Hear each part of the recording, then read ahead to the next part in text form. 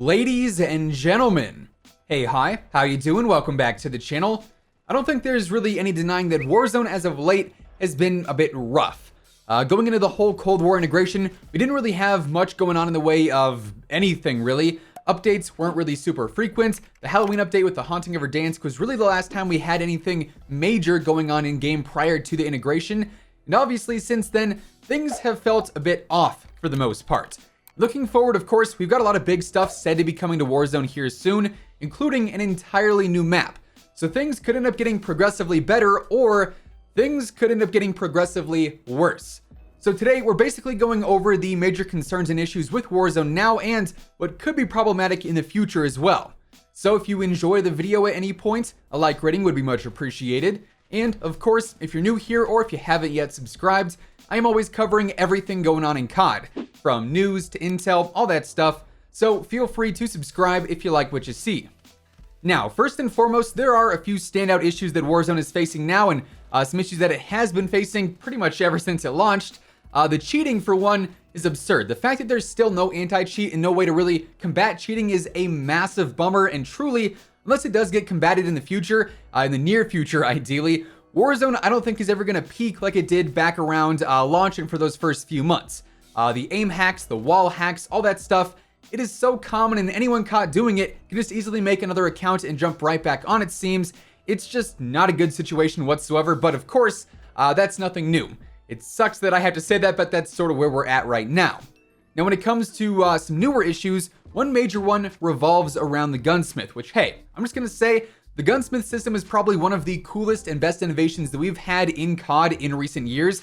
I will say Infinity Ward knocked that one out of the park in Modern Warfare, and even over in Cold War, it's fantastic too. It got an upgrade there with even more detailed stats. But here in Warzone, it just doesn't really work, specifically on the Cold War weapons. Modern Warfare weapons, that's all fine and dandy, but on the Cold War weapons, if you're active in the COD community, especially here on YouTube, you've probably seen all the info coming out on just how broken the attachments on Cold War weapons are. They just straight up don't do what they're supposed to do. Shout out to my man JGod, he's the one doing all the rigorous testing for this. It's actually kind of baffling how many things are broken and how many things he's discovered by himself with these attachments just straight up not working. I mean, the barrels for one are all over the place. You have things saying they're increasing vehicle damage when they're actually increasing the bullet velocity. You have things saying they're increasing damage when they're not. That category is a mess, and anyone out there who's not actively watching videos or streams or other content explaining what's really going on here is probably using things completely wrong because nothing is really accurate there. Same deal with a lot of the grips. The Bruiser grip, as we know, says it increases melee quickness, but it actually reduces recoil better than the Field Agent does sometimes.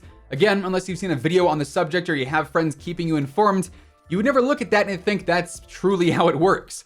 Half of the fast mags in the game aren't fast at all. Sometimes they're actually slower than just a normal magazine. Stopping power doesn't load into Cold War weapons for like an additional second and a half.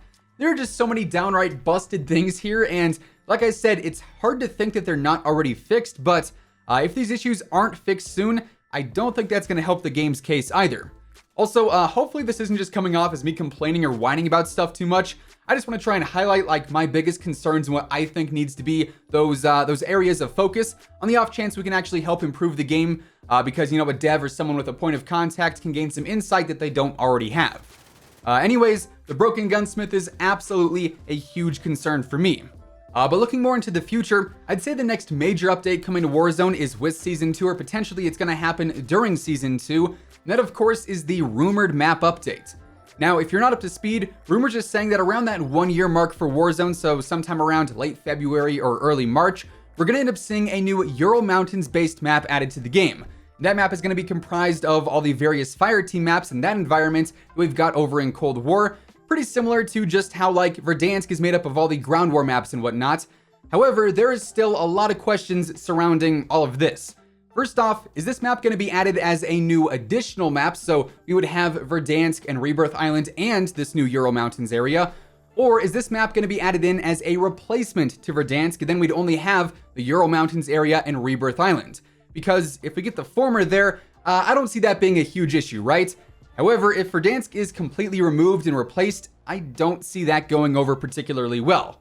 What could be worse though, regardless of how the Ural Mountains map is added in, is how the game mechanics shift because of it. Obviously, Sanatorium adds a massive amount of water to the map. If you've played Sanatorium, you know just how impactful that water area is. And if this is going to be the next Warzone map, how are we supposed to traverse that area if our characters didn't pass their swimming lessons as a kid? I don't know how that is, but hey, that's what we're working with here. Water is a great danger in Verdansk right now, and I'd say this is combated one of two ways. We simply see a swimming mechanic added to the current Warzone engine, which I can't imagine would be insanely difficult. However, keep in mind I'm also pretty ignorant to the whole game development thing in general, so maybe it is harder than I think. Apologies if my ignorance is getting in the way there. Or on the flip side, we get a complete engine shift when the new map comes, and Warzone changes over to the Cold War engine, which I really do not think would go over well. The feel of Cold War and the feel of Warzone are two very, very different systems, and the engines have a lot of differences, and I don't think these hardcore Warzone players that have been grinding this game since day one would enjoy having everything we know just tossed to the side for a new engine that, subjectively, doesn't feel that much better. That's probably my biggest concern with all the new map rumors, just because there's a lot of complications when you look at Verdansk versus whatever this new Ural Mountains area would be called.